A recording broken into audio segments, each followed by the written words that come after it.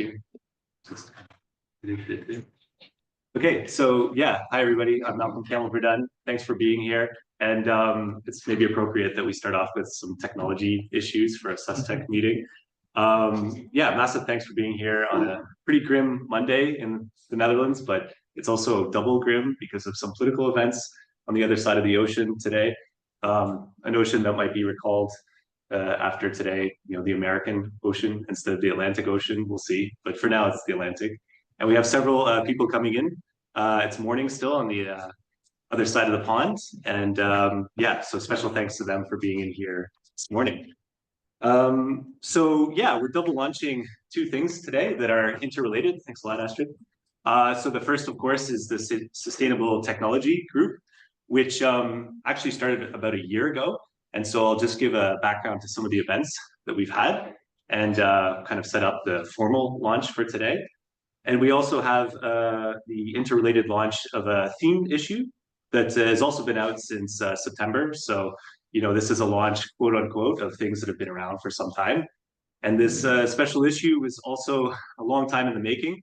So I'll give a bit of background to this before welcoming some of the contributors who couldn't come across the Atlantic or the American Ocean, as it might be renamed very soon, to join us. So maybe also to say a special thanks for the sponsors for today. So that's the Agricola School and of Sustainable Development. And so who is Agricola?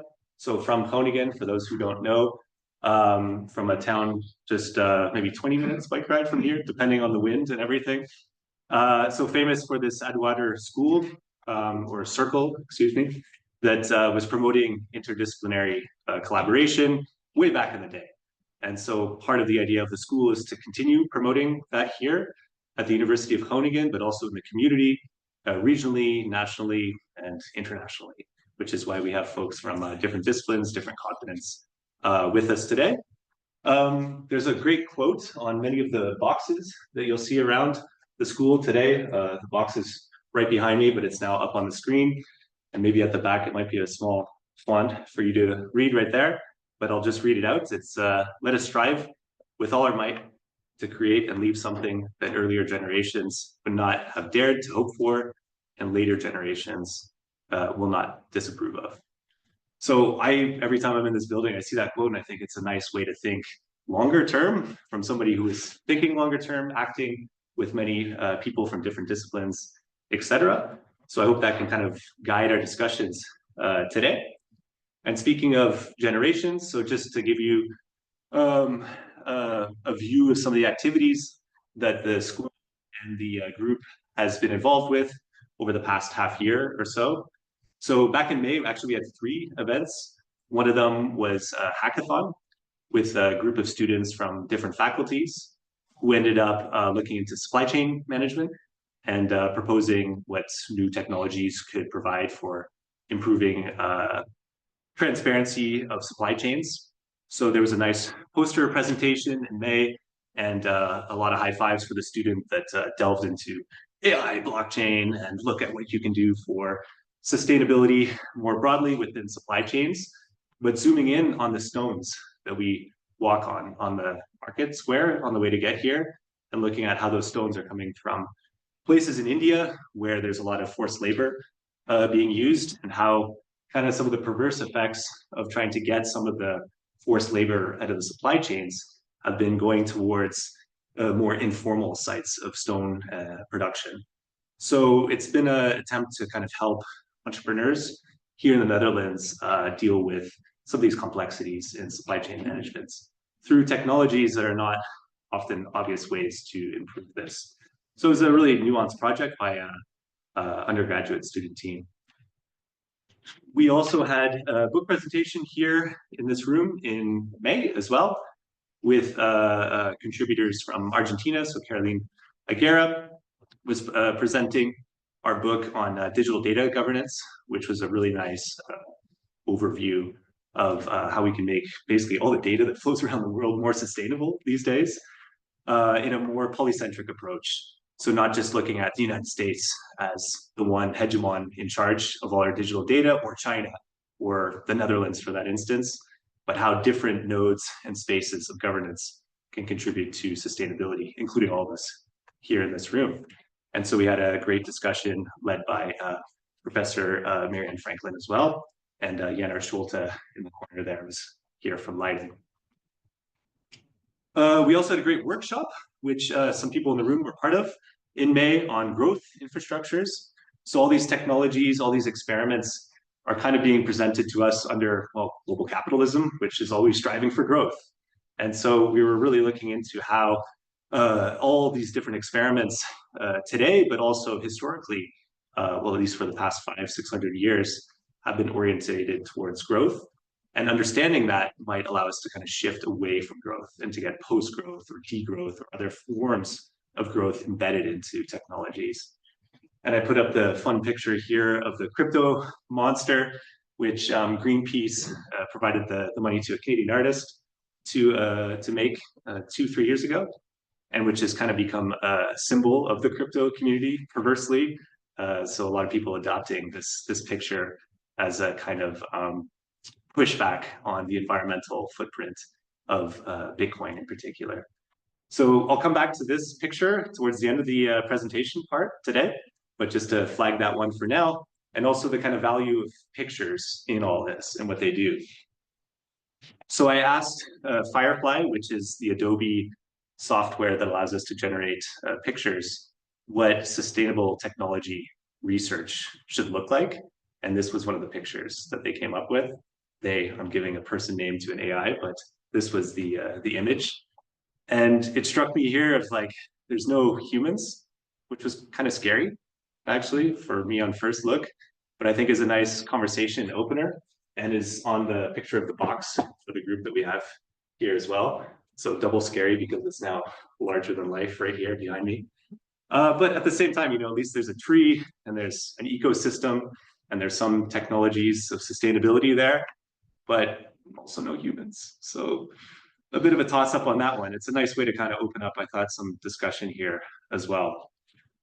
And it leads into the questions that are the kind of building blocks of this research group. So there's another block here in this photo, but maybe we'll put it up later, building a snowman kind of thing. But yeah, these are also the questions that animated the theme issue that we'll present in the next few minutes, and which really inspired me to start this group about a year ago. So I've just highlighted some of the kind of keywords here about power distribution, access to governance, access to technologies in the first place, and how a lot of times the technologies that are meant for sustainability can actually do the opposite. This is kind of dual-edged sword of technology that on the one hand cuts in a good, sustainable direction, but might cut in the opposite way.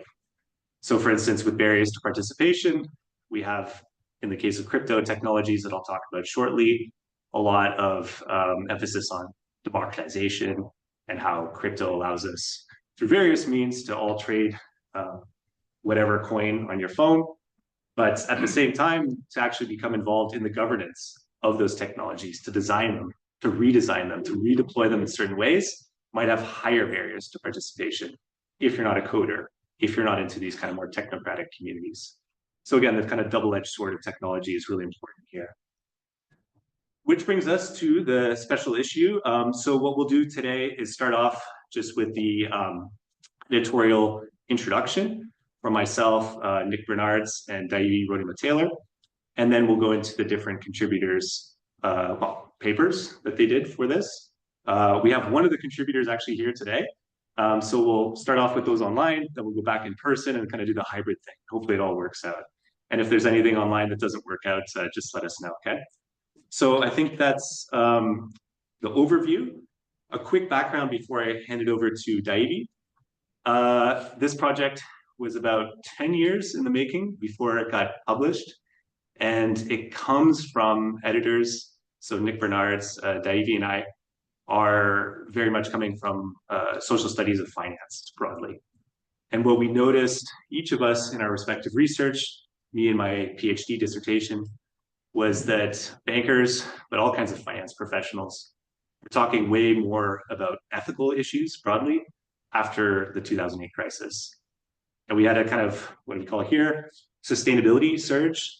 Bankers talking more about green finance Islamic finance, that was my PhD research, and all kinds of forms of broadly sustainability, labor rights, inequality, all started coming in much more explicit in finance post 2008 than before, when they were a bit more pushed to the sidelines or not really explicitly talked about as much.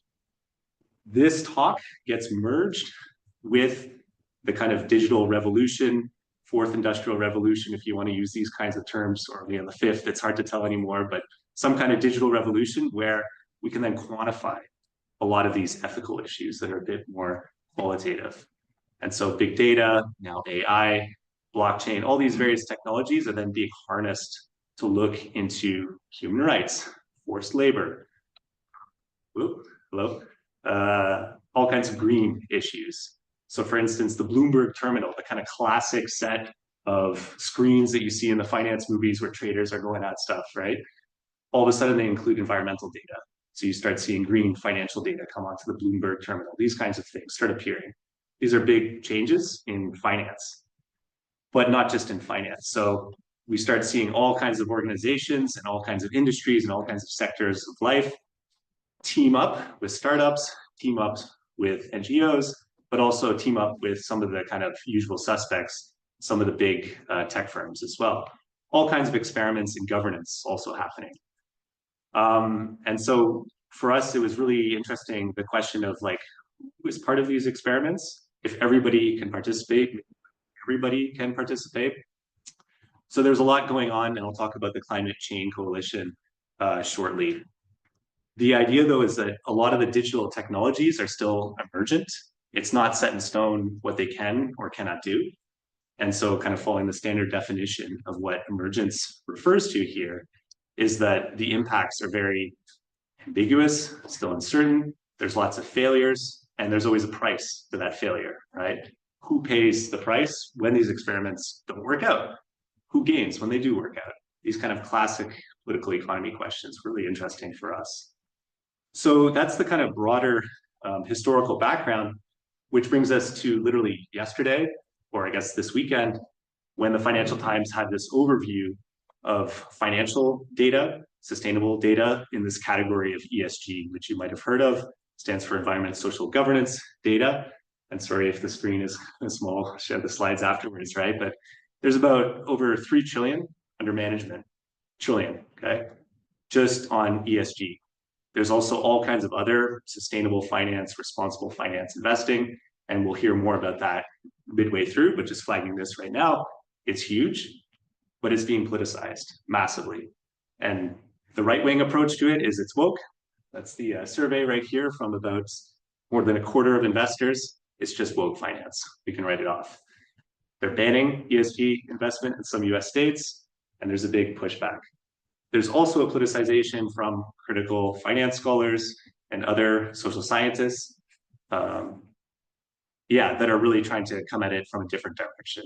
So this stuff is becoming way more political. There's the right wing, there's the left wing, there's different approaches to this. And part of it is that it's being repoliticized, which brings us to our theme issue and my handing over to Dr. Taidi Rodima-Taylor. Please, whenever you would like to introduce the theme.